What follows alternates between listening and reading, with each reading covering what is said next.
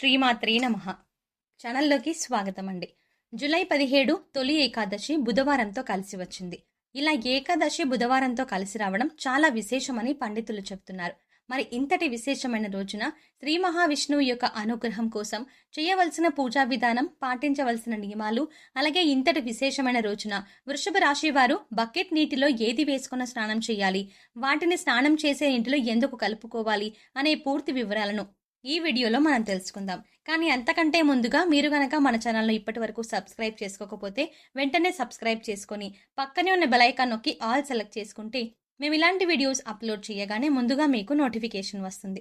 ఇక వివరాల్లోకి వెళ్తే ఆషాఢ శుక్లపక్ష ఏకాదశి తేదీ 16 జూలై 2024 రాత్రి 8:33 ప్రారంభమవుతుంది. అదే సమయంలో ఈ ఏకాదశి తేదీ జూలై 17వ తేదీ రాత్రి 9:02 ముగుస్తుంది. కనుక తొలి ఏకాదశి ఉపవాసం జూలై 17, 2024 బుధవారం రోజున చేయాల్సి ఉంటుంది. ఏకాదశి ఉపవాసం ఉన్నవారు మర్నాడు అంటే ద్వాదశి తిథి సూర్యోదయం తర్వాత మాత్రమే ఏకాదశి వ్రతం విరమిస్తారు. ద్వాదశి తిథి ముగిసే లోపు ఏకాదశి వ్రతం విరమించాలి. ఏకాదశి తిథి ప్రతి నెల 2 సార్లు వస్తుంది. ప్రతి ఏకాదశికి దాని సొంత ప్రాముఖ్యత ఉంటుంది. ఈ రోజున ప్రపంచాన్ని పోషించే శ్రీ మహావిష్ణువుని పూజిస్తారు. ఏకాదశి వ్రతం చేస్తారు. ఈ నేపథ్యంలో ఆషాఢ మాసంలో వచ్చే తొలి ఏకాదశి రోజున శ్రీ మహావిష్ణువు క్షీరసాగరంలో యోగ నిద్రకు చేరుకుంటాడు. దీంతో ఈ రోజు నుండి చతుర్మాసం ప్రారంభమవుతుంది. ఈ 4 నెలల్లో ఇలాంటి శుభకార్యాలు చెయ్యరు. దేవశయని ఏకాదశి నుంచి దేవతని ఏకాదశి వరకు శుభకార్యాలు చెయ్యడంపై నిషేధం ఉంది. దేవశయని ఏకాదశిని హరిశయని, పద్మనాభ, యోగ నిద్ర ఏకాదశి, తొలి ఏకాదశి అని కూడా అంటారు. ఏకాదశి తిథి చాలా ముఖ్యమైనది, అలాగే చాలా పవిత్రమైనదిగా కూడా. ఏకాదశి రోజున ప్రత్యేక పూజలు, ఉపవాసం మరియు ఇతర ఆధ్యాత్మిక కార్యకలాపాలకు చాలా విశేషమైనదని పండితులు చెప్తున్నారు. ఈ రోజున చేసే పూజలు, వ్రతాలు అదృష్టాన్ని, శ్రేయస్సుని కలిగిస్తాయని హిందువులు నమ్ముతారు. ఏకాదశి తిథి రోజున అనేక దేవాలయాల్లో అలాగే పుణ్యక్షేత్రాల్లో కూడా విశేషమైన పూజలు నిర్వహిస్తారు. అలాగే ఏకాదశి రోజున ఈ చిన్న పరిహారం చేసుకోవడం వల్ల విశేషమైన ఫలితాలు కలుగుతాయని జ్యోతిష శాస్త్ర నిపుణులు చెబుతున్నారు. కాబట్టి ఈ సమయంలో దాన ధర్మాలు చేయడం వల్ల అనేక రకాల పుణ్య ఫలితాలు కలుగుతాయని అంటున్నారు. చాలా మంది ఎన్నో ఆర్థిక సమస్యలను ఎదుర్కొంటారు. ఎంత కష్టపడినా సరే, ఎంత డబ్బు వచ్చినా ఇంట్లో డబ్బు నిలకడలేక ఎన్నో ఇబ్బందులు ఎదుర్కొంటారు. డబ్బు రావడానికి ఏదైనా పరిహారం ఉంటే బాగుంటుంది అని అనుకుంటారు. ఎన్నో పరిహారాలు చేసి సిద్ధించక డబ్బులు పడేవారు వచ్చే పౌర్ణమి రోజున ఈ పరిహారాన్ని చేసినట్లయితే ఖచ్చితంగా వారి జీవితంలో మార్పు జరుగుతుందని చెప్పవచ్చు. ఏకాదశి రోజున ఈ పరిహారం చేయటం వల్ల విశేషమైన అద్భుతాన్ని చూస్తారని చెప్పవచ్చు. ఏకాదశి రోజున ఈ విధంగా చేయటం వల్ల మీకు ఉన్న కష్టాలన్నీ తొలగిపోయి ఇల్లు సంపదతో నిండిపోతుందని విశ్వసిస్తారు. ఈ రోజు దాన ధర్మాలు చేయడం వల్ల జీవితంలో కష్టాలన్నీ తొలగిపోయి ఇంట్లో సుఖ సంతోషాలు, ఐశ్వర్యం లభిస్తుందని ఒక నమ్మకం. విష్ణుమూర్తికి ప్రత్యేక పూజలు చేసి ఉపవాసాలు పాటించడం వల్ల కోరుకున్న కోరికలు కూడా నెరవేరుతాయని విశ్వాసం. ఏ పూజలు చెయ్యలేని వారు మీకు సమయం దొరికినప్పుడల్లా ఓం నమో భగవతే వాసుదేవాయ, ఓం నమో నారాయణాయ అని ఇటువంటి మంత్రాలు నిరంతరం స్మరించుకుంటూ ఉండటం వల్ల దైవ బలం పెరుగుతుంది. ఈ ఏకాదశి బుధవారం రోజున రావడం వల్ల మరింత విశేషమైనదిగా పరిగణిస్తారు. కనుక ఇంతటి విశేషమైన రోజున రూపాయి కూడా ఖర్చు లేని ఈ చిన్న పరిహారం చేసుకోవడం వల్ల మీ ఆర్థిక బాధలు, అనారోగ్య సమస్యలు, మీ ఇంటికి ఉండే దిష్టి దోషాలతో పాటుగా మీలో ఏదైనా నకారాత్మక శక్తి మీకు తెలియకుండా ప్రవేశించి ఉంటే అవి అన్నీ తొలగిపోయి జీవితంలో అత్యున్నతమైన స్థాయికి ఎదుగుతారు అనడంలో ఎటువంటి సందేహం లేదు. మరి ఈ పరిహారంలో భాగంగా పౌర్ణమి రోజు ఉదయాన్నే స్నానం చేసే నీటిలో, అంటే ఏకాదశి రోజు ఉదయాన్నే స్నానం చేసే నీటిలో ఏది కలుపుకొని స్నానం చేయాలి, అలాగే వాటిని కలుపుకోవడం వల్ల మంచి ఫలితాలు కలుగుతాయి. చాలా మంది ఎన్నో ఆర్థిక సమస్యలను ఎదుర్కొంటారు. ఎంత కష్టపడినా సరే డబ్బు నిలకడలేక, ఎంత డబ్బు వచ్చినా ఇంట్లో నిలకడలేక ఎన్నో ఇబ్బందులు ఎదుర్కొంటారు. డబ్బు రావడానికి ఏదైనా పరిహారం ఉంటే బాగుంటుంది అని అనుకుంటారు. ఎన్నో పరిహారాలు చేసి సిద్ధించక ఇబ్బందులు పడేవారు ఇప్పుడు ఏకాదశి రోజు ఈ పరిహారాన్ని చేసినట్లయితే ఖచ్చితంగా మీ జీవితంలో మార్పు జరుగుతుందని చెప్పవచ్చు. బుధవారం రోజు వచ్చిన ఏకాదశి రోజు ఈ పరిహారం చేయటం వల్ల విశేషమైన అద్భుతాన్ని చూస్తారని చెప్పవచ్చు. మీ ఇంట్లో ఉన్నటువంటి దృష్టి దోషాలు తొలగిపోవడమే కాకుండా మీ పిల్లలపై లేదా మీపై ఎటువంటి చెడు దృష్టి ఉన్నా కూడా అన్నీ తొలగించుకోవచ్చు. మీ కుటుంబం కూడా ఆర్థికంగా అభివృద్ధి చెందుతుంది.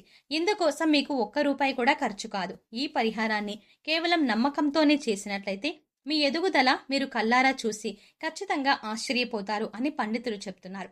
ప్రతి ఒక్కరూ కూడా ఆ భగవంతుడి ఆశీస్సులు మాపై ఉండాలని, జీవితంలో గొప్పగా ఎదగాలని కోరుకుంటారు. మరి ఆ దిశగా అడుగులు వేసేందుకు తమ వంతుగా ప్రతిరోజు పూజ చేస్తూ ఉంటారు. పూజ చేసినప్పుడు ఫలితాలు వస్తాయా అంటే మనశ్శాంతి మాత్రం ఖచ్చితంగా వస్తుంది. ఫలితం వస్తుందా అంటే మాత్రం అది వారి పూర్వజన్మ కర్మ ఫలితం మీద ఆధారపడి ఉంటుంది. మరి అలాంటి కర్మ ఫలితాన్ని తగ్గించుకోవాలి అంటే ఏం చేయాలి అనే సందేహం మీకు రావచ్చు. మనం ఏదైనా పని చేస్తున్నాము అంటే అది ఎందుకు చేస్తున్నాము అని తెలుసుకొని చేస్తే మాత్రం దానికి ఖచ్చితమైన ఫలితాలు దొరుకుతాయి. ఈ మాట సాక్షాత్తు వేద పండితులు చెప్తున్నారు.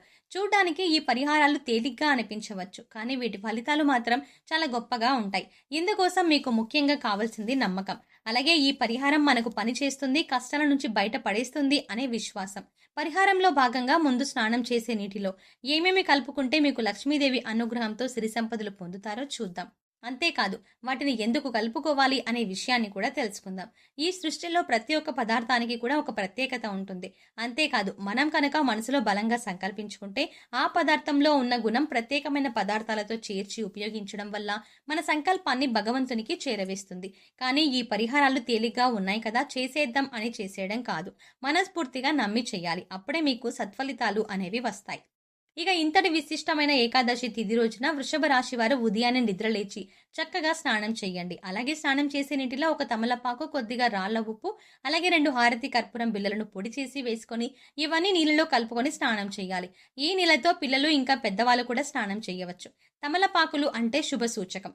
అలాగే భగవంతుడికి ఎంతో ఇష్టం కదా అని ఈ పదార్థాలను నీళ్ళల్లో కలిపి స్నానం చేయడం వల్ల భగవంతుని అనుగ్రహాన్ని పొందుతారు. బకెట్ నీళ్ళలో ఒక తమలపాకుని వేసి అరగంట తర్వాత స్నానం చేస్తే శరీరానికి మరింత స్వచ్ఛత లభిస్తుంది. ఇంట్లో ఉండే నెగిటివ్ ఎనర్జీ అంతా తొలగిపోతుంది. ఇక రెండో పదార్థం మనం నీళ్ళలో కలిపింది రాళ్ల ఉప్పు. ఈ రాళ్ల ఉప్పు నీళ్ళలో కలపడం వల్ల మనలో ఉన్నటువంటి నకారాత్మక శక్తి అనేది తొలగిపోతుంది. అంటే నెగిటివ్ ఎనర్జీ. వాస్తవానికి చెప్పాలంటే మనకు తెలియకుండా మన మీద ఒక రకమైనటువంటి నకారాత్మక శక్తి పనిచేస్తూ ఉంటుంది. ఇక ఇలాంటి నకారాత్మక శక్తి ఉన్నప్పుడు మనం చేసే పనుల్లో ఆటంకాలు రావడం, అలాగే ఆర్థికంగా కుంగిపోవడం ఇలాంటివన్నీ చూస్తూ ఉంటాం. ఇక ఈ నకారాత్మక శక్తి నుంచి బయటపడడానికి చిన్న చిన్న పరిహారాలు చేసుకుంటే సరిపోతుంది. దాన్ని తొలగించుకోవడానికి రాళ్ల ఉప్పు మనకు ఎంతగానో సహాయపడుతుంది. ఇక మూడవ పదార్థం మనం నీళ్ళలో కలిపినది కర్పూరం బిళ్ళలు. ఇలా 2 కర్పూరం బిళ్ళలని పొడి చేసి నీళ్ళలో కలపడం వల్ల మనలో దైవభావం పెంపొందుతుంది. దీని నుంచి వచ్చే సువాసన మనలో ఉన్న చెడు ఆలోచనలు తొలగించి ఆధ్యాత్మికం వైపు మనల్ని నడిపిస్తుంది. అంటే జూలై 17వ తారీఖున వచ్చే తొలి ఏకాదశి రోజున వృషభ రాశి వారు ఈ పరిహారం చేసి లక్ష్మీదేవి అనుగ్రహాన్ని పొందండి. సో చూసారు కదండి, జూలై 17వ తారీఖున బుధవారం రోజు వచ్చే ఏకాదశి రోజు వృషభ రాశి వారు ఏ పరిహారం చెయ్యడం వల్ల వీరి జీవితంలో ఉండే కష్టాలన్నీ తొలగిపోతాయి, బకెట్ నీటిలో వీటిని కలపడం వల్ల నెగిటివ్ ఎనర్జీ తొలగిపోతుంది, ఈ పరిహారం చేసేటప్పుడు పాటించవలసిన నియమాలు ఏమిటి అనే విషయాలను ఈ వీడియోలో తెలుసుకున్నాం కదా. ఈ వీడియో నచ్చినట్టయితే ఖచ్చితంగా ఒక లైక్ చేయండి. అలాగే మీ ఫ్రెండ్స్ అండ్ ఫ్యామిలీ మెంబర్స్లో ఎవరైనా వృషభ రాశి వారు ఉన్నట్లయితే వారితో ఈ వీడియోని షేర్ చేసుకోవడం మర్చిపోకండి. అంతకంటే ముందుగా మీరు గనక మన ఛానల్ని ఇంకా సబ్స్క్రైబ్ చేసుకోకపోతే వెంటనే సబ్స్క్రైబ్ చేసుకొని పక్కనే ఉన్న బెల్ ఐకాన్ క్లిక్ చేసి అందులో ఆల్ సెలెక్ట్ చేసుకుంటే మేము ఇలాంటి వీడియోస్ అప్లోడ్ చేయగానే ముందుగా మీకు నోటిఫికేషన్ వస్తుంది. మరో చక్కటి వీడియోతో మళ్ళీ కలుద్దామండి.